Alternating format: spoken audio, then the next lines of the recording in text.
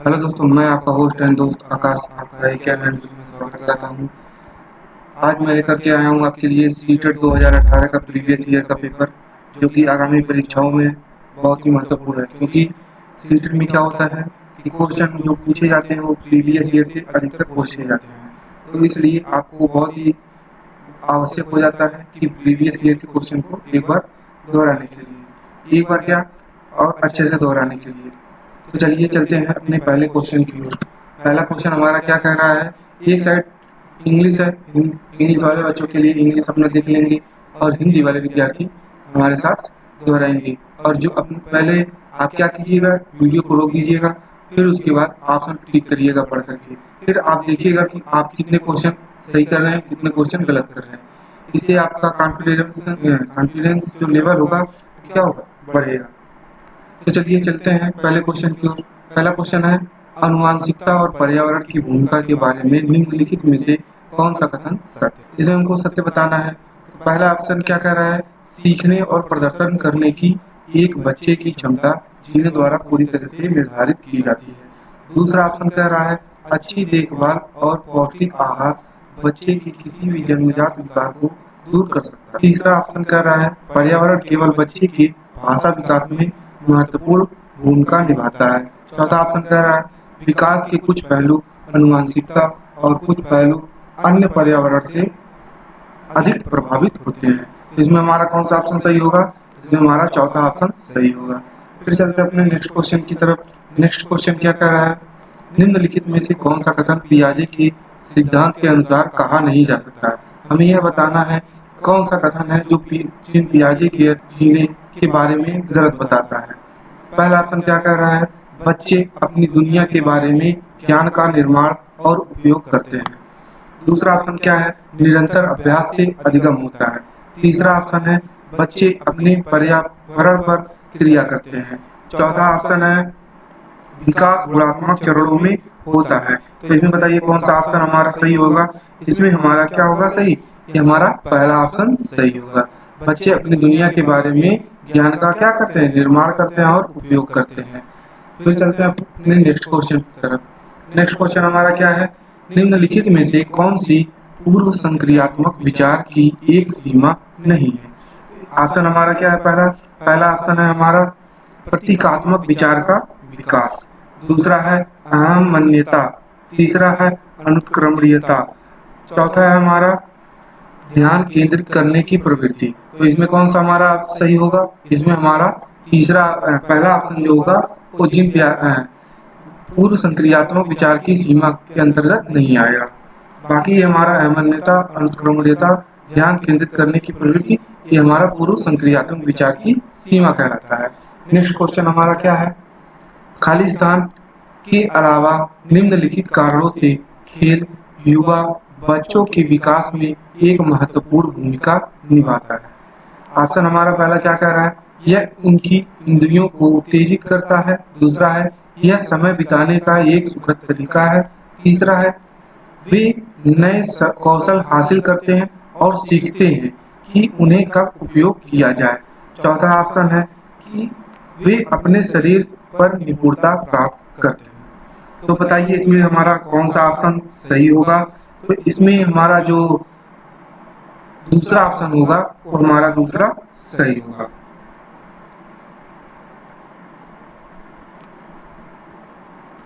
Next question पे हम चलते हैं। नेक्स्ट क्वेश्चन हमारा क्या कहता है कि निम्नलिखित में से कौन सा प्रश्न बच्चों को गंभीर रूप से सोचने के लिए आमंत्रित करता है। यानी हमें ये बताना है कि कौन सा प्रश्न ऐसा करेंगे बच्चे से कि बच्चा क्या हो, गंभीर रूप से सोचने के लिए प्रेरित हो जाए। पहला ऑप्शन क्या है, सही जवाब क्या है। दूसरा ऑप्शन है, क्या आप इसी तरह की स्थिति के बारे में सोच सकते हैं। तीसरा ऑप्शन कहता है, क्या कहता है, विभिन्न तरीकों से हम इसे कैसे हल कर सकते हैं। चौथा ऑप्शन क्या है, क्या आप इसका उत्तर जानते हैं। तो इसका जो ऑप्शन होगा वो तीसरा ऑप्शन सही होगा। नेक्स्ट क्वेश्चन पे चलते हैं। नेक्स्ट क्वेश्चन हमारा क्या है, निम्नलिखित में से कौन सा विकल्प प्रगतिशील शिक्षा का सबसे अच्छा वर्णन करता है। हमको यह बताना है प्रगतिशील शिक्षा के बारे में कौन सा सबसे अच्छा वर्णन करता है। पहला है थीमेटिक इकाइयाँ, नियमित इकाइयाँ परीक्षण, रैंकिंग। दूसरा ऑप्शन है व्यक्तिगत अधिगम, क्षमता समूह बनाना, छात्रों की लेबलिंग करना। तीसरा है परियोजना विधि, क्षमता समूह बनाना, रैंकिंग करना। चौथा क्या कह रहा है, करके सीखना, परियोजना विधि, सहयोग से सीखना। तो ये चौथा ऑप्शन हमारा सही होगा, जिसमें क्या हो रहा है, बच्चे सक्रिय रूप से भाग ले रहे हैं। वही हमारा, जिसमें बच्चे सक्रिय रूप से भाग लेते हैं, वही हमारा क्या होता है, सही होता है आंसर सी टेट में। तो अगला क्वेश्चन हमारा है 7वां क्वेश्चन है। 7वां क्वेश्चन हमारा क्या है, प्रगतिशील शिक्षा के बारे में निम्नलिखित में से कौन सा कथन बताता है शिक्षा स्वयं ही जीवन है। यानी हमको ये इन चारों ऑप्शनों में से यह बताना है कि कौन सा ऑप्शन ये बताता है कि शिक्षा स्वयं ही जीवन है। पहला ऑप्शन क्या है, स्कूलों की आवश्यकता नहीं है, बच्चे अपने जीवन के अनुभवों से सीख सकते हैं। दूसरा है ऑप्शन क्या कह रहा है, स्कूलों में शिक्षा सामाजिक और प्राकृतिक दुनिया को प्रतिबिंबित करे।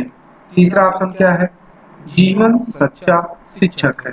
चौथा ऑप्शन क्या है, स्कूल शिक्षा को यथासंभव लंबे समय तक जारी रखना चाहिए। तो इसका सही ऑप्शन कौन सा होगा, आप टिक करिए इसको। कौन सा सही होगा ऑप्शन, हमारा दूसरा ऑप्शन सही होगा। स्कूलों में शिक्षा सामाजिक और प्राकृतिक दुनिया को क्या करे, प्रतिबिंबित करे। हमारा इसका जो 7वें का आंसर होगा वो कौन सा होगा, दूसरा ऑप्शन होगा। फिर चलते हैं हम अपने नेक्स्ट क्वेश्चन की तरफ। ये यहाँ पर कोहलरबर्ग के सिद्धांत दिया है। ये कोहलरबर्ग का जो सिद्धांत बताता है वो नैतिक के बारे में बताता है।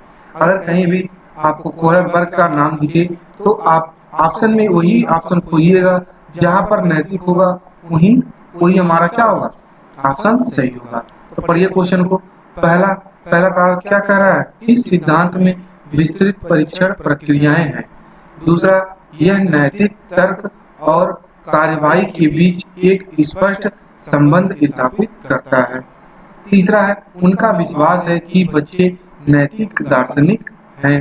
चौथा ऑप्शन क्या है, उनके सिद्धांत ने संज्ञानात्मक परिपक्वता और नैतिक परिपक्वता के बीच एक सहयोग का समर्थन किया है।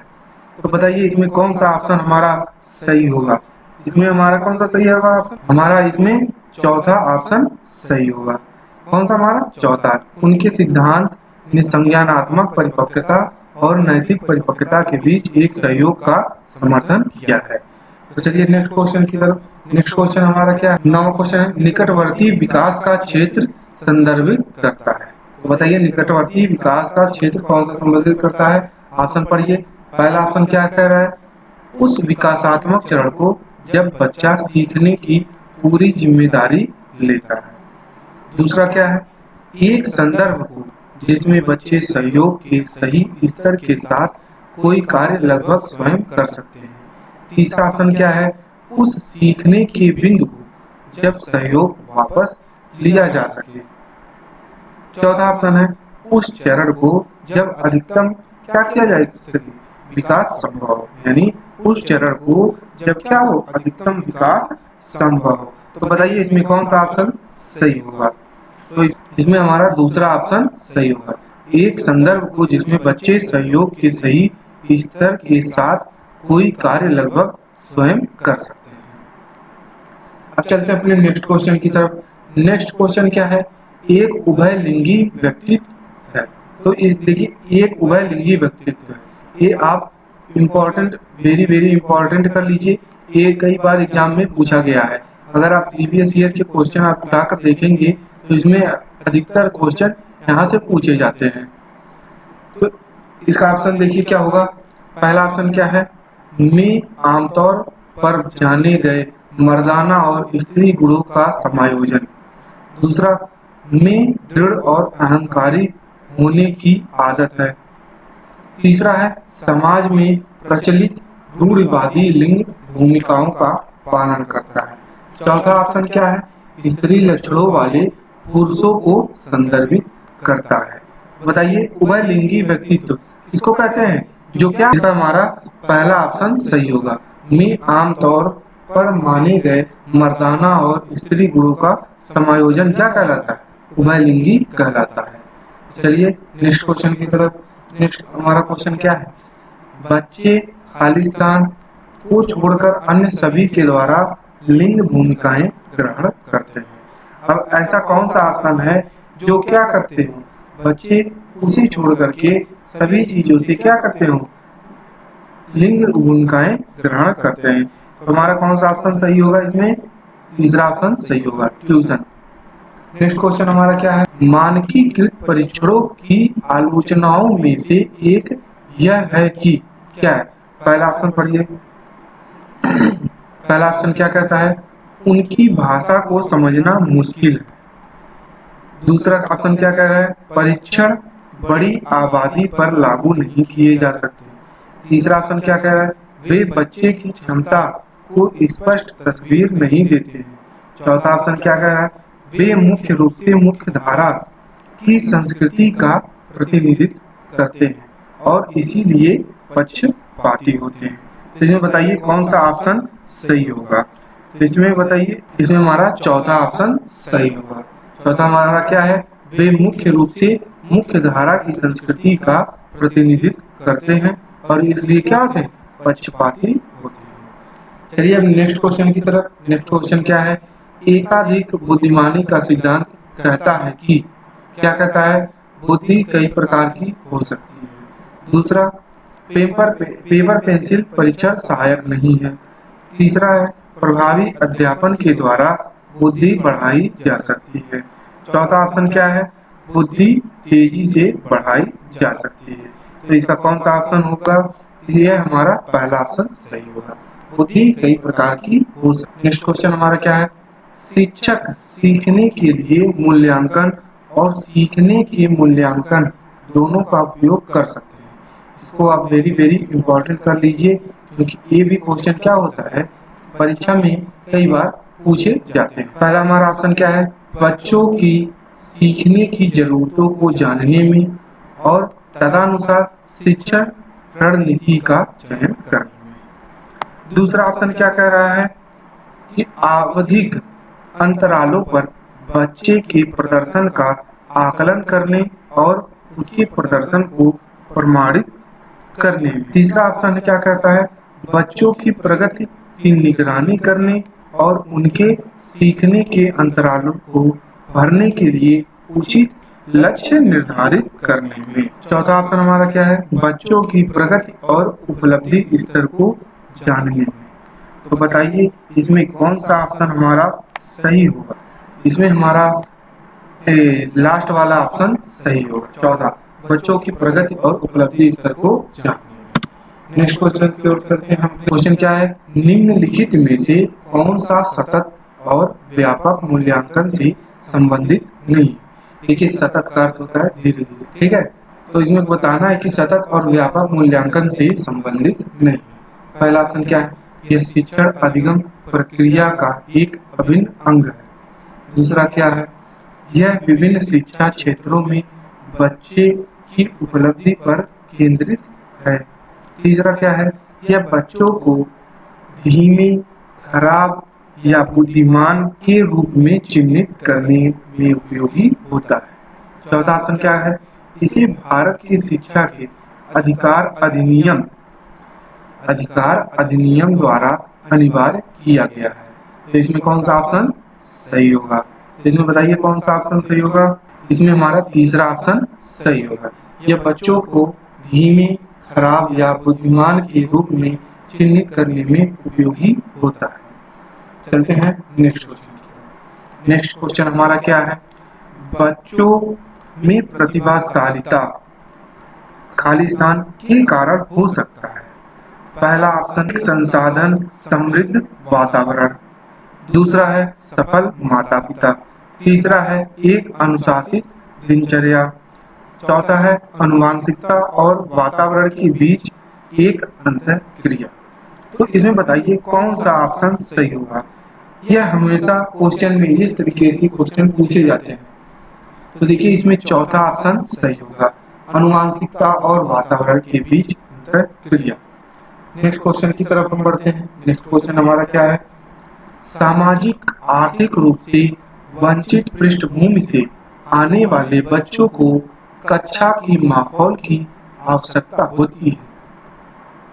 पहला ऑप्शन है सामाजिक, सांस्कृतिक और भाषाई ज्ञान को महत्व देता है तथा उनका उपयोग करता है। दूसरा ऑप्शन उनकी भाषा के उपयोग को हतोत्साहित करता है ताकि वे मुख्य धारा की भाषा सीख सकें। तीसरा ऑप्शन है बच्चों को उनकी क्षमताओं के आधार पर वर्गीकृत करता है। चौथा, उन्हें अच्छा व्यवहार सिखाता है। तो इसमें बताइए कौन सा ऑप्शन सही होगा। इसमें हमारा पहला ऑप्शन क्या होगा, सही होगा, क्योंकि इसमें बच्चे की भाषाई ज्ञान का और संस्कृति का क्या किया जा रहा है, महत्व दिया जा रहा है, इसलिए हमारा पहला ऑप्शन सही होगा। चलते हैं नेक्स्ट क्वेश्चन की तरफ। नेक्स्ट हमारा क्वेश्चन क्या है, कक्षा में सृजनात्मकता, यानी कक्षा में सृजनात्मक और प्रतिभाशाली बच्चों के लिए आवश्यक हस्तक्षेप निर्भर करता है। पहला ऑप्शन क्या है, उन्हें अतिरिक्त समय दिए जाने पर। दूसरा ऑप्शन है उनके प्रति स्नेह होने के नाते पर। तीसरा ऑप्शन है उन्हें अन्य बच्चों को पढ़ाने की जिम्मेदारी देने पर। चौथा ऑप्शन है उनके सांस्कृतिक भाषाई ज्ञान को महत्व देता हो तथा उनका प्रयोग करता हो।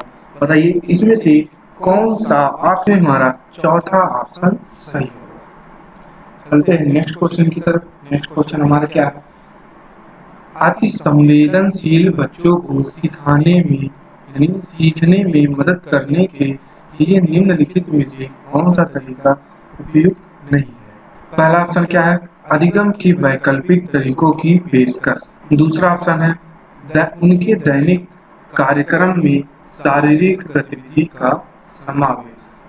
तीसरा ऑप्शन है बेचैन होने पर उन्हें अक्सर फटकार लगाना। चौथा ऑप्शन है एक कार्य को छोटे प्रबंधनीय खंडों में तोड़ना। बताइए इसमें कौन सा ऑप्शन सही होगा क्वेश्चन के अनुसार। देखिए यहाँ पर जो फटकार लगाना है, दंड देना है, वही हमारा सही होगा क्वेश्चन के अनुसार, क्योंकि यहाँ पर नहीं दिया हुआ है। ठीक है, समझ गए होंगे। चलिए नेक्स्ट क्वेश्चन पे चलते हैं। 20वां क्वेश्चन है, अलग अलग सोच वाले पैटर्न उन बच्चों की पहचान कर। अब बताइए, देखिए डिस्लेक्सिया से और यहाँ पर जो विकास से संबंधित क्वेश्चन होते हैं जो हमारे बनते हैं, उसे भी आप एक बार देख लीजिएगा, क्योंकि वहां से भी क्वेश्चन कंपल्सरी होता है कि 99% चांस है कि यहाँ से क्वेश्चन बनेगा। तो इसलिए आपको जो विकार वाले क्वेश्चन होते हैं उसको अच्छे से पढ़ के जाना है। तो पढ़िए, इसमें ऑप्शन पहला है डिस्लेक्सिया, दूसरा है सृजनात्मकता, चौथा है प्रत्यास्थी, चौथा है विकलांग। इसमें बताइए कौन सा ऑप्शन सही होगा, सृजनात्मकता। तो चलिए नेक्स्ट क्वेश्चन की तरफ। नेक्स्ट क्वेश्चन हमारा क्या है, निम्नलिखित में से कौन सा शिक्षक द्वारा कक्षा में बच्चों के लिए समस्या हल करने के तरीके का वर्णन नहीं कर सकता। तो इसमें पहला ऑप्शन है कुछ हल करते समय गलतियों को करने की प्रति ईमानदार रहना। दूसरा ऑप्शन क्या है, सोच विचार परीक्षण और विभिन्न उत्तरों जैसी शब्दावली का प्रयोग करना। तीसरा क्या है, अभिसरण उत्तरों वाले प्रश्न पूछना। चौथा है किसी विशेष समस्या को हल करने के बारे में अपनी विचार प्रक्रियाओं पर क्या करना, चर्चा करना। तो इसमें कौन सा ऑप्शन सही होगा। तो इसमें देखिए हमारा तीसरा ऑप्शन क्या होगा, सही होगा, अभिसरण उत्तरों वाले प्रश्न पूछना। तो देखिए चलते हैं अपने नेक्स्ट क्वेश्चन की तरफ। निम्नलिखित में से कौन सा एक संवेग है। देखिए जो संवेग वाले क्वेश्चन है ये 14 प्रकार के संवेग बताए गए हैं। जो संवेग बताए हैं वो मैक्डोगल ने बताए हैं, ये भी ध्यान दीजिएगा। कितने प्रकार के संवेग होते हैं, 14 प्रकार के संवेग होते हैं। तो देखिए इसमें 3 हमारे क्या है, संवेग। एक हमारा संवेग नहीं है। तो देखिए पहला ऑप्शन क्या है, डर, दूसरा ध्यान, तीसरा उत्तेजना, चौथा स्मृति। अब बताइए इसमें कौन सा ऑप्शन ऐसा है जो क्या है, संवेग नहीं है। देखिए डर हमारा जो है वो संवेग नहीं है, समझ गए होंगे। नेक्स्ट क्वेश्चन पे चलते हैं। एक 3 साल का बच्चा बताता है कि दूध बूथ पर एक मशीन द्वारा दूध का उत्पादन होता है। यह एक कथन कहा गया है, एक बच्चे के द्वारा प्रश्न उत्तर दिया गया है, एक विचार प्रकट किया गया है। तो क्वेश्चन में हमको पता क्या करना है, निम्नलिखित में से कौन सा बच्चे की समझ का सबसे अच्छा स्पष्टीकरण प्रदान करता है। पहला ऑप्शन क्या है, बच्चे का जवाब दूध बूथ से दूध खरीदने के अनुभव पर आधारित है। दूसरा है, बच्चे ने गायों को कभी नहीं देखा। तीसरा ऑप्शन, बच्चे का परिवार बच्चे को प्रेरक वातावरण प्रदान नहीं करता। तीसरा ऑप्शन है, बच्चे को दुनिया का बहुत सीमित यानी अनावरण ज्ञान है, अनावरण है या ज्ञान है। तो इसमें हमारा पहला ऑप्शन सही होगा। बच्चे ने दूध बूथ पर देखा तभी उसने कहा कि ये जो दूध का उत्पादन होता है वो किसके द्वारा होता है, मशीन द्वारा होता है। तो चलते हैं अपने नेक्स्ट क्वेश्चन की तरफ। नेक्स्ट क्वेश्चन हमारा क्या है, निम्नलिखित में से कौन सा शिक्षक की भूमिका का सबसे अच्छा वर्णन करता है। तो इसमें से बताना है आपको कौन सी शिक्षा का सबसे अच्छा वर्णन करता है। पहला ऑप्शन है, एक शिक्षक को निर्धारित पाठ पुस्तक का पालन करना चाहिए। दूसरा है, पाठ्यक्रम को समय पर पूरा करने के साथ साथ दोहराने के लिए पर्याप्त समय देना महत्वपूर्ण है। तीसरा ऑप्शन है, आराम के लिए जगह बनाना जहां बच्चे संवाद और पूछताछ के माध्यम से सीखते। चौथा ऑप्शन है, कक्षा में शिक्षक की सबसे महत्वपूर्ण भूमिका अनुशासन को बनाए रखना है। तो इसका जो ऑप्शन होगा सही वो तीसरा ऑप्शन सही होगा। देखिए यहाँ पर संवाद और पूछताछ दिया गया है। यहाँ पर क्या पता चलता है कि बच्चे क्या हैं, सक्रिय रूप से भाग लिए हुए हैं, इसलिए हमारा तीसरा ऑप्शन सही है। फिर चलते अपने नेक्स्ट क्वेश्चन की तरफ। नेक्स्ट क्वेश्चन हमारा है, निम्नलिखित में से कौन सी कक्षा समृद्ध शिक्षा को प्रोत्साहित करती है। तो पहला ऑप्शन है इसमें, वह कक्षा जिसमें खुली गतिविधि कोने हो और विभिन्न प्रकार के बाल साहित्य खुले ताक सेल्फ जिसको कहते हैं, ताक को हम क्या कहते हैं, सेल्फ कहते हैं, में रखी हो जो दिन के किसी भी समय प्राप्त किया जा सके। दूसरा ऑप्शन हमारा क्या कहता है कि अलमारी में अच्छी तरह संगठित सामग्री वाली कक्षा जहां सामग्री को सप्ताह में एक बार मुक्त रूप से खेल के लिए बाहर लाया जाता हो। तीसरा ऑप्शन है, पाठ्य पुस्तक सामग्री द्वारा संचालित संरचित और योजनाबद्ध अधिगम वाली कक्षा। चौथा ऑप्शन है, वह कक्षा जिसमें प्रदर्शित विभिन्न प्रकार की सामग्री बच्चों की पहुंच से परे हो ताकि सामग्री लंबे समय तक चलती रहे। इसका हमारा पहला ऑप्शन क्या होगा, सही होगा। तो चलते हैं अपने नेक्स्ट क्वेश्चन की तरफ। नेक्स्ट क्वेश्चन हमारा क्या है, निम्नलिखित में से कौन सा कक्षा में पाठ्यपुस्तक की भूमिका का सबसे अच्छा वर्णन करता है। पहला ऑप्शन है, वे एक राज्य या राष्ट्र में अधिगम में एक रूपता बनाए रखते हैं। दूसरा है, वे अध्ययन के पाठ्यक्रम के बारे में शिक्षकों और माता पिता को मार्गदर्शन प्रदान करते। तीसरा ऑप्शन है, वे संसाधन रहित संदर्भ में सबसे आवश्यक अधिगम संसाधन बनाते हैं। चौथा ऑप्शन है, वे कक्षा में उपलब्ध संसाधन और संदर्भ सामग्री में से एक है। तो बताइए 26 का कौन सा ऑप्शन सही होगा। वे कक्षा में उपलब्ध यानी हमारा जो चौथा ऑप्शन होगा वो सही होगा। वे कक्षा में उपलब्ध संसाधन और संदर्भ सामग्री में से क्या है, एक है। तो हमारा 27 नंबर का क्वेश्चन है, राष्ट्रीय पाठचर्या फ्रेमवर्क 2005 ने अपनी समझ खाली स्थान डैश से प्राप्त की है। देखिए राष्ट्रीय पाठचर्या 2005 2009। ये आप एक बार अच्छे से रिवाइज कर लीजिएगा, क्योंकि ये भी क्या है, वेरी वेरी इम्पोर्टेंट है। ठीक है, तो देखिए पहला ऑप्शन क्या है, व्यवहारवाद। दूसरा क्या है, रचनावाद। तीसरा क्या है, संज्ञानात्मक सिद्धांत। चौथा क्या है, मानवतावाद। तो इसमें हमारा कौन सा ऑप्शन सही होगा? इसमें हमारा दूसरा ऑप्शन सही होगा, हमारा रचनावाद सही होगा। 28 नंबर का क्वेश्चन है, कक्षा में बच्चों को प्रेरित समझा जा सकता है। कब समझा जा सकता है? यदि पहला ऑप्शन है, वे कक्षा में अनुशासन बनाए रखते हों। दूसरा, वे सभी उपस्थिति में नियमित हों। तीसरा, वे शिक्षक से स्पष्टीकरण प्राप्त करने के लिए प्रश्न पूछते हों। देखिए यहाँ पर स्पष्टीकरण। चौथा, वे अच्छी तरह से वर्दी पहने स्कूल आते हों। इसमें कौन सा ऑप्शन सही होगा? इसमें तीसरा ऑप्शन सही होगा। तो चलिए नेक्स्ट क्वेश्चन की तरफ देखिए। 29 नंबर का क्वेश्चन है, निम्नलिखित में से कौन सा बच्चों में अधिगम में सुधार करने के लिए सबसे अधिक उपयुक्त है? पहला ऑप्शन, शिक्षक को विभिन्न उदाहरणों और बच्चों का उपयोग करके विषय की व्याख्या करनी चाहिए। दूसरा ऑप्शन है, कक्षा में सभी प्रकार के शिक्षण सामग्री होने चाहिए। तीसरा है, शिक्षक को वास्तविक जीवन स्थितियों पर बच्चों को एक दूसरे के साथ बातचीत करने में मदद करनी चाहिए। चौथा ऑप्शन है, नियमित मूल्यांकन परीक्षा आयोजित की जानी चाहिए।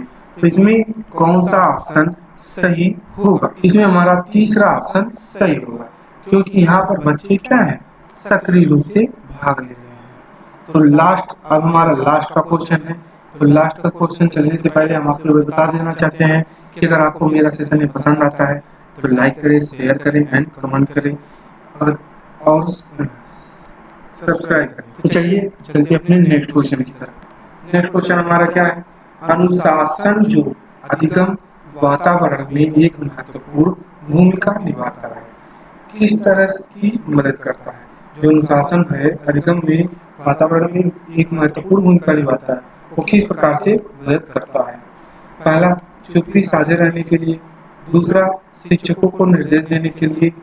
तीसरा, बच्चों को पाठ रटकर याद करने के लिए।